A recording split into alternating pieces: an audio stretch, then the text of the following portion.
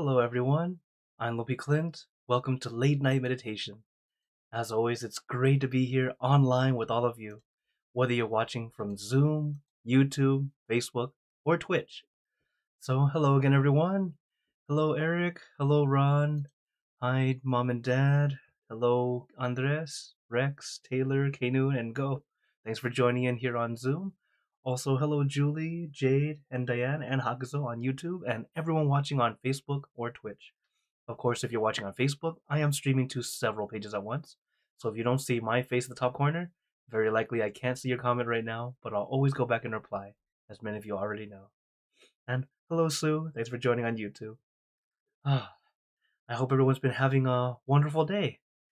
I am under the weather. I'm actually quite sick, but I feel much better right now, so that's why I'm here with you guys. So don't worry, just a bit of a headache. But the great thing is, when we meditate together, it's a very helpful remedy. It can help us relieve some uh, relieve some stress, relieve some discomfort, and it's really why I'm glad I get to continue to do this with you all. Hello, Arena. Thanks for joining in. So, as always, have you all been doing your homework? Okay, very good. For those who are new or may have forgot, the homework is whatever you're doing, have relaxation and awareness. It's a great way to help you practice meditation outside the meditation hall. And of course, as you start practicing it more and more outside of meditation, it actually makes it much easier when it's time to close your eyes and begin. This actually, there's some proof of this. There were these two sisters back in the temple in Thailand. One of the sisters, she would work at home because their home was like a warehouse downstairs. So she'd be working at home and always doing her thing.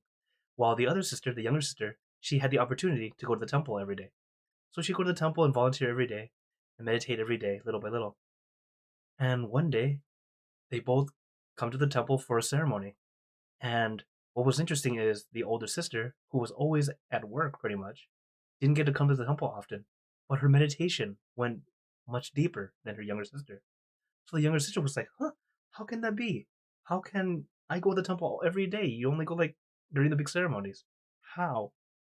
So the monk they were talking to said, okay, look, I think I know. Big sister, what do you do when you're at work? She says, well, since I can't go to the temple, I try to center my mind often. So I use a mantra and just say it over and over in my mind. Keep my mind centered. She said, yes, that makes sense. And then he asked the little sister, well, what do you do after you finish meditation at the temple? She's like, oh, then I just do whatever I do. And he's like, do you center yourself afterward? No, not really. That's the difference. If you go every time we meditate together, it's like you started the session. It's like you're going starting 1, 2, 3. Very good. The problem is if after the session you just leave and then you don't continue practice. It's like you start over at 1, 2, 3 each session. For the bigger sister, the older sister, she was already at 3 because she's already been centering her mind. So when she came to the temple, she moved on to 4, 5, 6. She moved on to the next step. So this is why it's important to do the practice or do the homework. Don't be super diligent to the point where you're stressing out. Take it relaxingly, just like how it's supposed to be. Relaxation and awareness. Okay? So I really do hope you all practice the homework as often as you remember. Okay? Also, hello Vivi, hi Tracy and Andrew. Thanks for joining in on Facebook. And hello Ivy on YouTube. Okay. So, as always, when we meditate, remember take your time, take it easy. You don't need to force, you don't need to push. We're going to enjoy a mini vacation. It should never feel like work. Alright? So, let's get into our perfect position, as I like to call it, because it's perfect for you. And when you're ready, gently close your eyes. Take in a deep breath. Breathe in the cool, calm, relaxing air. And breathe out all your worries, thoughts, and responsibilities. Just let it all go. forget about it for the time that we are meditating. Just breathe in, breathe out. Let each breath of fresh air help you become more relaxed, more comfortable. Take in a few more deep breaths, as this is a natural and easy way to relax. And once you are ready, you can return to normal breathing.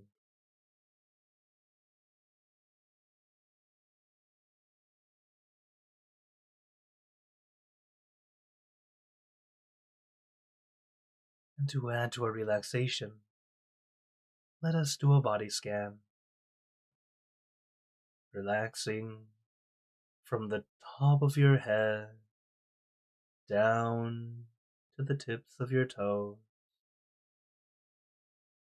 You don't need to rush. Take your time, allowing every muscle to release and relax, to feel comfortable, as relaxation is a very important first step. It's not a waste of time. It's not being lazy, but it's a very strong foundation for a meditation. So take your time, allow your body to feel nice and comfortable. In the first 5 or 10 minutes, feel free to adjust. It's okay to use up this time to find that position that feels just right to you. The great thing is, once you find the position that feels just right, it makes it easier to keep sitting longer, comfortably. But even though it's easier to sit longer, comfortably, you still might need to adjust, and that's okay. But you'll notice the adjustment is much more gradual, much lighter, not as extreme. It's almost like you could just simply gently stretch a muscle and you feel at ease. Or even moving just slightly was just what you needed.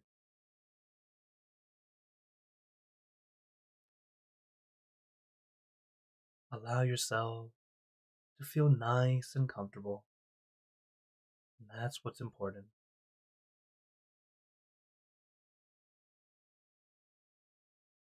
Once your body's nice and comfortable, we move on to the next step, consciousness or focus.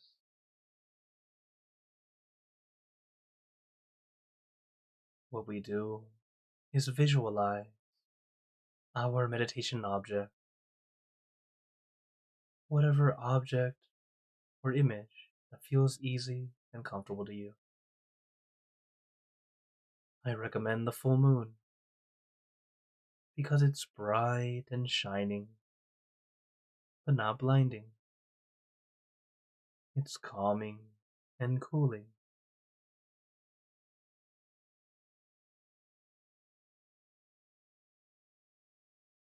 Let your mind stay with this one thing, comfortably, relaxingly.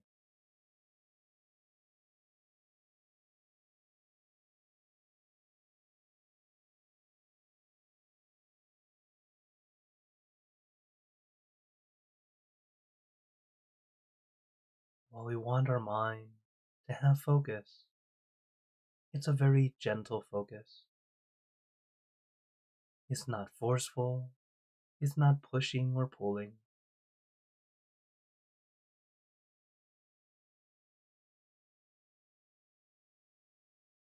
It's a thing that all meditation instructors always need to remind us all. Not to force, not to push. To take your time, allow it to happen naturally, comfortably.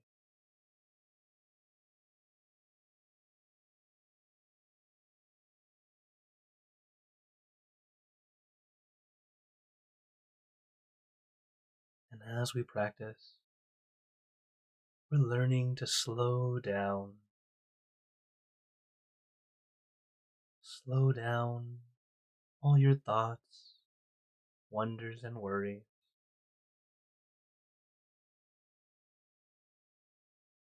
How we do it is to stay with that one thing. The nature of the mind can only think of one thing at a time. But sometimes we have that feeling that we're thinking of many things at once, when in reality, our mind is switching from one thing to the next very quickly. So it seems like you're thinking of many things at once.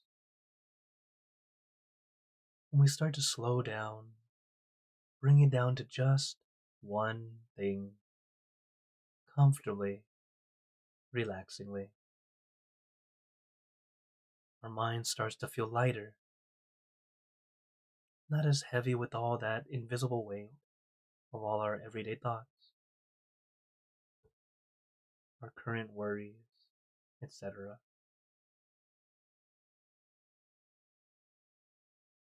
We're practicing to slow down, to let our mind finally stop.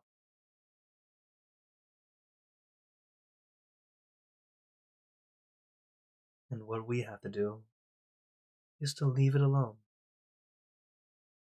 not trying to force it to stop, not trying to be in control. Our mind is very much like a glass of water. It's clean and clear,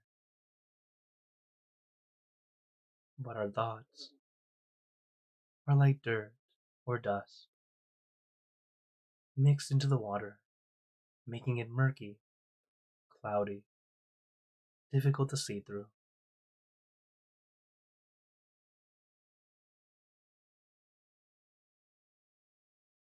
So what we do is leave the water alone.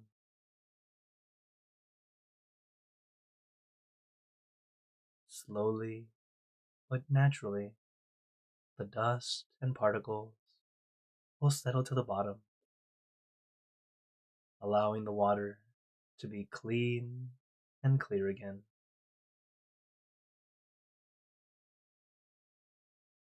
But if you try to stir the water, you actually make the water more murky and dusty all over again. This is why we need to take our time, allow it to happen naturally. You don't need to force, you don't need to push. While it sounds easy, it does take time to be able to do it. And that's why take your time. Meditation should never feel like work. It should feel like a mini vacation, an opportunity to relax your body and your mind. Because once you do that, everything will fall into place.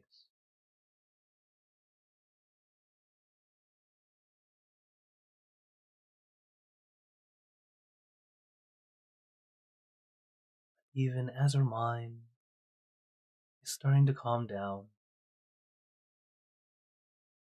your mind may still begin to wander, just because it's the nature of the mind. It loves to wander. So when you realize it's wandering, just gently bring it back to your center, back to your object. You don't need to be frustrated or annoyed, feeling like you should know better. This is not very beneficial for you. Instead, be glad you noticed it, because when you notice it, you can do something about it. And little by little, we make those adjustments, and we get better and better at finding our calm, our peace.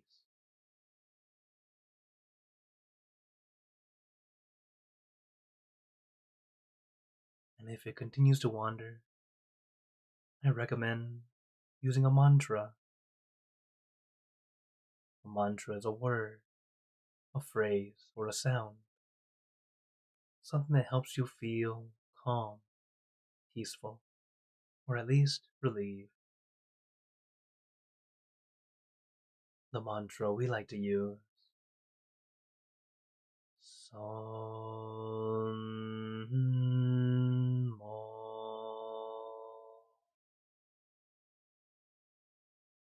Son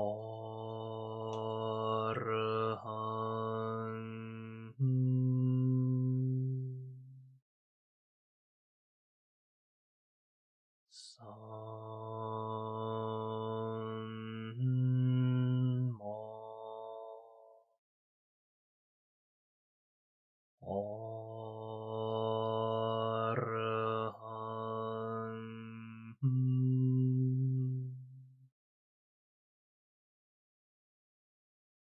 Son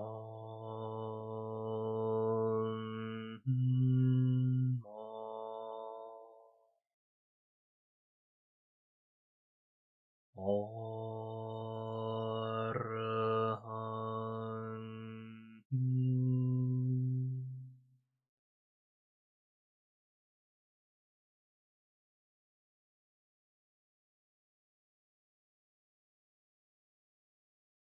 Allow your mind to release and relax.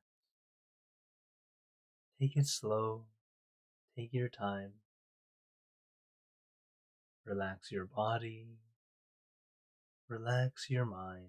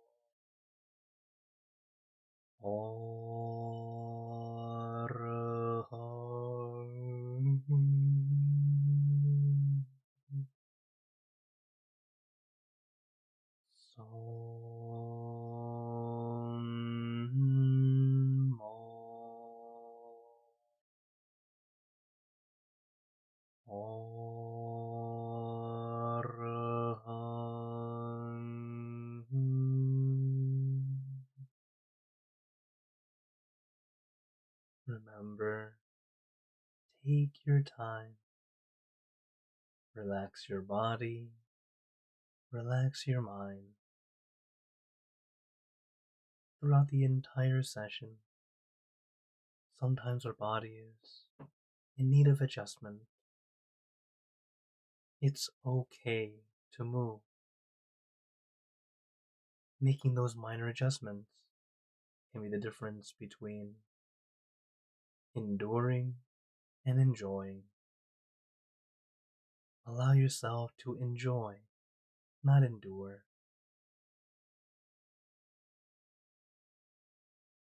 These adjustments, we call them resetting. Resetting is a very great way to help us get back to our calm, get back to our peace and balance. When it's still minor, both physically and mentally, a little reset is a good way to help us get back to our balance.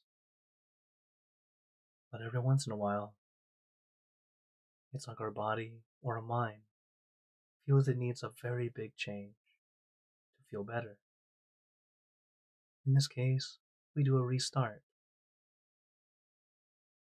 One way to restart, to open your eyes for a little while, to look at something to help your mind calm down.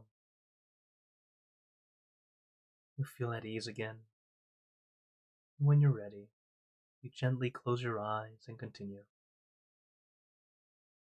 It's why I have a video background when we meditate. This way, at least here on the screen, there's something nice to look at to help you feel at ease. Or you can also check to see if I'm awake or asleep. That works too. As once you finish your reset or your restart, and we gently continue. This way, we can gain the most benefit in the short time we have together. We're always practicing with quality, not quantity. When the quality is good, you'll want to add more time naturally. When we have limited time in general, then do the best we can to get the best quality in the short time we have. So a nice rule of thumb is notice if you feel comfortable, or at least comfortable enough. If you still feel okay, you're doing okay. But once it's less than okay, please make adjustments. Feel at least okay, and then continue.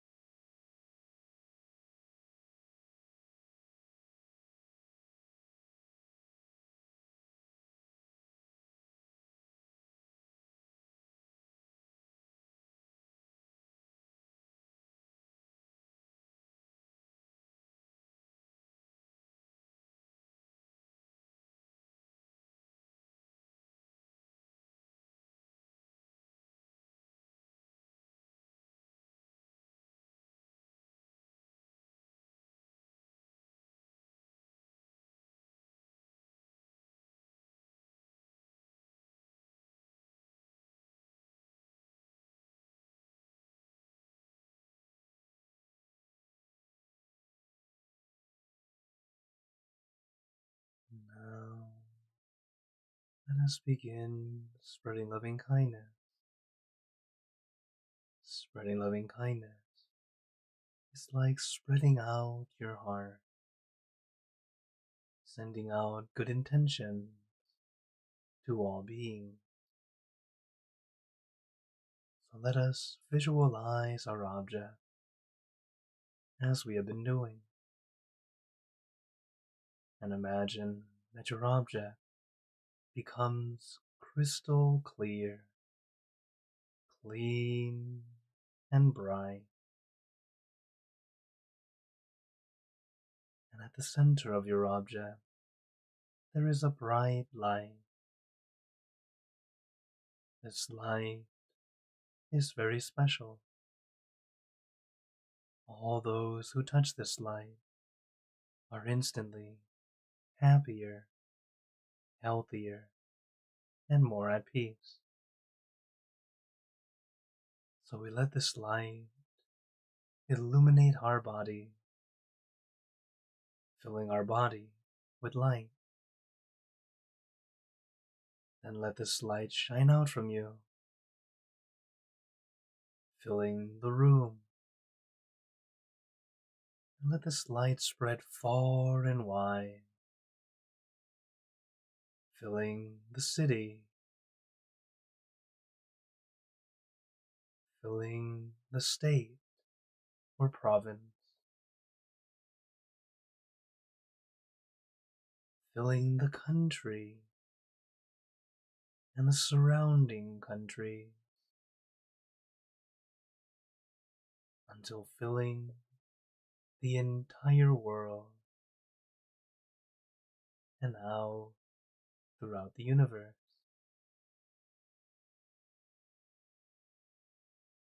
Thinking of our loved ones, our family, our friends, our close and distant relatives,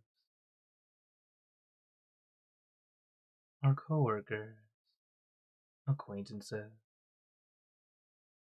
all the people you know, and all the people you don't know, to all sentient beings, all the animals in this world, and even thinking to the heavens, to our friends and relatives who have passed away, wishing well for every one of them. And as we are spreading loving kindness, let us make this wish together for us all to be happy, healthy, wealthy, successful, to gain wisdom, attain enlightenment, for world peace. Let us take a moment to make our own good wishes.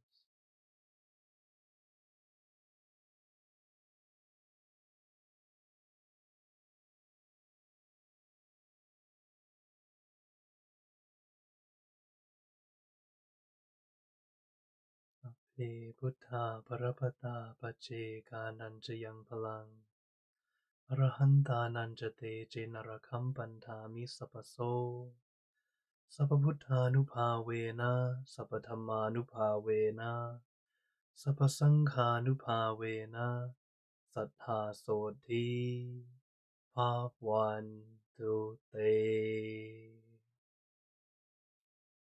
And now, very gently and at your own pace, opening your eyes. Take your time as we slowly come back. You can take in a few deep breaths, do a little stretch if you like, as we slowly come back. How is everyone feeling? As always, take a moment to notice how you feel right now, now that we finished the meditation session. as every time we meditate, it's either a good session or an almost good session. There are no bad sessions. It's always an opportunity to see how you're doing. Some days, great, we're doing good. Some days, need some work. That's okay. We're always continually getting better and better, adjusting to find our calm, to find our peace, easier and easier. I see more people have come in. Hello, Amit. Hello, Tenzin on Facebook. Let's see who's came in. Hello, AIHG and Danik on YouTube. And then, wow. Hello, Akshi. Who else came in here? Hello, Simon. Jirasak, Miriam, and iPhone. Thanks for joining in. Oh, and Andres. Oh, and hello, David on Twitch from the UK. Wow, it's very late over there. Thank you for joining in. Okay, so a little bit of a wisdom, little words of wisdom I'd like to share with you all. Something from my master, as it is about thinking positive. So this is only half the quote. This is the second half. We can find happiness in our daily life. It all depends on what we choose to think. This is something important. We choose what we think, whether it be a happy thought, sad thought, angry, this and that. How we think is no one's forcing you. You choose. So because of this, realizing that we are choosing it, this is why we have the control on what we want to think of. When we realize it, you're more mindful, you're more aware. So let's choose something more positive. Of course, positive thinking doesn't mean everything's butterflies and rainbows. Okay, that's too much. But at least thinking positive to go, I'm okay. Now let's work on what I need to work on. Because there's always something we gotta do. oh, oh, David says, in the hospital overnight with my baby boy. Oh, thank you for bringing some peace in this moment. Oh, I hope your baby boy gets well soon. Yeah, it's something we're always trying to do. Find some peace together. So, oh, and now I open the floor to you all if anyone has any questions. So I see a question on YouTube, or a few. Starting us off. Hello, Hakuso. He says, what is something that someone can do to overcome irrational fear? Huh. Okay, with fear in general, one thing we need is like our true refuge, or like that thing that just says, I know this is the thing that will always help me. For a lot of Buddhists, we believe in karma and we believe in our merit, our bun. If you have your mind thinking of the goodness that you've done, it is the thing that will generate power to keep you safe, to keep you safe from this fear. And the thing is, with all fears, whether they be rational or irrational, a lot of it starts within. And it's our own mind making us scared first, making us react, uh, usually not so great. So, what I would recommend is first trying to center, okay? Practicing the balance of relaxation and awareness often is a way to help us kind of prepare our mind for whenever this happens. But if there's something else that can help it quicker, as of right now, I don't know one that's quicker than that. But at least this is something that we all practice. It's just like we're building up the armor so we can handle it in the battlefield. Okay? So, good question. I'll have to do some more research to find some better tools. So I know in psychology, exposure therapy is one way where you quite literally get exposed to it. So you're around the thing you're afraid of more often in a safe environment. So, for example, let's say you were afraid of dogs, they would have you come and get close to a dog that is safe and trained. So you just start to feel a little bit more at ease, be able to deal with it little by little, practicing. But then you said the irrational fear. So irrational fears, exposure therapy probably could help, but I'm not sure exactly how well it's been proven. But I think that's what I've learned in psychology. Exposure therapy tends to be somewhat helpful. Okay. Thank you for your question. All right, another question for Hakuzo. It says, how can someone make up for creating bad karma this life if what they did was on accident or out of lack of knowledge? Ah, okay. This is something our master teaches us. Whenever we make a mistake, as we are definitely going to make mistakes because we're human, we're not perfect. Even I make mistakes, okay? I'm not perfect. I don't expect any of you to be. So, we're going to make mistakes, we're going to add bad karma. It happens. Our master says, whenever you've done anything bad in the past, leave it in the past. Don't keep bringing it back up. The more you keep thinking about it, the more it has effect on you. It's very much like the positive thinking. If you think of the good things have more power. They will share that good energy with you. It stays with you. Just like how we mentioned where you can share your bun. It's like a candlelight, the flame of the candle. You can share the candlelight to another candle. You don't lose your candlelight. It just grows. So that good energy can stay. But it's the same for the negative stuff. So if you think about the regrets in your life, you keep thinking about the bad things in your life, you're adding a lot of the negative stuff to kind of kick back up so that it starts to take effect more. So when we've made a mistake, we learn from it, leave it in the past. And then we just click on what can we do today to be better. Each day being a little bit better, one step forward, or even half step forward is better. All right? Always working on today. What can I do today to make it better tomorrow? Instead of, oh, I made a mistake yesterday. I'm gonna try to overwrite it or something like that. It doesn't work that way. Because the more you keep thinking about it, the more negativity it brings back up.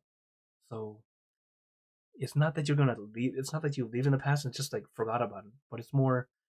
One thing our master says is our mind is the best recorder in the universe. Okay, everything you've ever done in your life and other lifetimes is recorded in your mind, whether you believe it or not. But the thing is, because you're the one who recorded it, it cannot be disappear. It can't disappear. You can't delete it. But you can some. But when your mind more clean and clear, you can go back and remember a lot of things in your childhood, things in the past. For some people, even past lifetimes. But the thing is, since you are the one recording it, you can never. It's the best recorder. You're not going to forget. But instead of forgetting, learn from it. That's how we benefit from it. Okay, I made a mistake. I'm not. I'm gonna do my best not to do that again. Notice how I said that. I'm gonna do my best not to do it again, because in the end, we're human. We some things we have done bad out of habit, and little by little we go, oh, now I know. Okay, I gotta start working on it, and you work on it, until eventually you're able to get rid of it. So little by little, okay. Don't beat yourself up about it. Okay.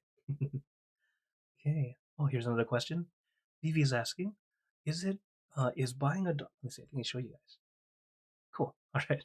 So is buying a dog as a pet considered bad karma? Okay. So in this case, not so much, because one, when you you adopt a pet into your life, into your family, in general, we are doing our best to help them, right? You're trying to give them a better life. Okay, assuming you're a good owner, right? Because one of the things is most people who have pets, one thing you're going to notice is you love them like they are your child, right? Most pet owners are like that. They feel this deep love for their pet, and that's a very normal thing. Why do we do this? In Buddhism, we say that all of our pets, they were actually relatives in another life. That's why we're so close to them. Why they came back to us, or sometimes why we happen to find them, because we're still connected.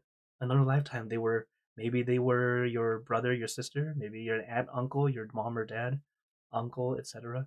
Could have been a lover in another life. The thing is, we are relatives in some way, and in reality, I would even explain. Everyone in this world, we're all relatives. We've all been related in some time in the past. We just don't remember, because sometimes it's a very, very distant past, many, many hundreds of thousands of lifetimes ago. But that's just how the cycle works. We come back, do our best, make relationships good and sometimes bad, but doing our best. Okay? So, yes, it's not necessarily bad. Oh, then Vivi's saying, as the owner, will limit the dog's space and prevent it from being free. Like I said, depends on the owner. See, if you're an owner where you bring up this dog, suppose, and you bred them and you wanted to use them in like dog fights, okay, not great, right? This is some bad karma. But if you're doing your best to care for them so that they can have a very full and happy life as your companion, this is okay. It's not too bad. But at the same time, you're right, there is some bit of karma there because you had to understand how the dog feels or how the pet feels. So it's a little bit of a mix. Not everything's completely black and white.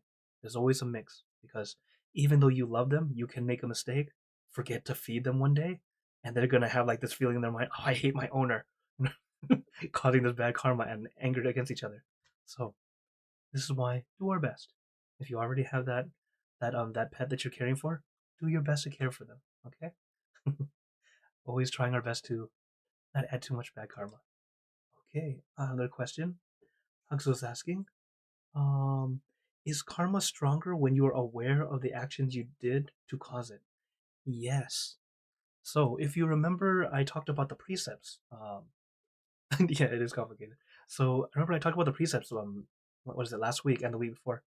Where if, for example, killing, the first precept, if you kill, there are 5 factors for you to break the precept. Pretty much, the more the factors are in, the more karma there is, because just the first one's already enough. So number one, the animal must be alive, or the being must be alive. You can't kill something that's dead, right? Number two, you know it's alive. So there's that knowing. So it's like more of an understanding that this thing's alive. Three, you have the intention to kill it. You have the intent. You want to kill it. Four, you attempt to kill it. So you actually try. You try to do the deed. Then five, you kill it the way you tried to kill it, the way you meant to kill it. And you go, oh, why that last one? There's a lot of things. Now the thing is, all 5 factors cause karma. Okay, most people only think of karma as action or speech, but thought also it also causes karma. But it's much more little. So think of it like the actions, like the meat of your dinner, of your karma. The speech is kind of like, depending on what you're saying and who you say it to and what effect it makes, can become just as strong as the meat. So it's like all the vegetables, but then but the thought is kind of like your salt and pepper, just a little bit of seasoning in comparison to how strong the karma is. The thing is, if your mind is already going that direction, it starts to pull you toward the good or bad that you're thinking. Hence, why it's important to think more positively. Okay, so it's funny how it all just kind of goes back to what I talked about earlier. So if you have one, you have the intention. The third one is pretty much the one that says, "Yeah, I intend to kill this thing." That is where a lot of the karma is there. It's magnifying it, making it much stronger. So at the same time, if you have intention to do a good thing, that's also the thing that helps lift that karma up, that makes it better, more and more bon. Okay, so yes, if it is stronger, if you have more intention and more awareness of what you're doing. So this is why, one, now that we understand it, or at least you understand it in the information I share with you, if you are going to do something that's not so great, you can now kind of decide, am I okay with this much bad, or am I okay with it not, or not okay? Then you adjust to yourself, because depending on your situation, it's a lot of gray. So we don't. It's not always completely white. It's not completely always black. There's a lot of gray. So we do our best to navigate. This is what the point of this information is. Now that we understand it, go, okay. I'm going to, like uh like those ethical questions. Would you steal a loaf of bread to feed your family? I can say right away. I'll go yes. Is it bad to steal? Yes. But does it outweigh like caring for my family? Um, kind of yes, kind of no. It's two different things. So you choose on yourself what makes sense to you. So are you willing to take that karma or not? But at the same time, it's still going to be there. So even if it seems like it was the better choice, it doesn't mean the karma's erased. Water and salt, they continue to stay there. They don't uh, cancel each other out. Okay. So thank you very much for your questions.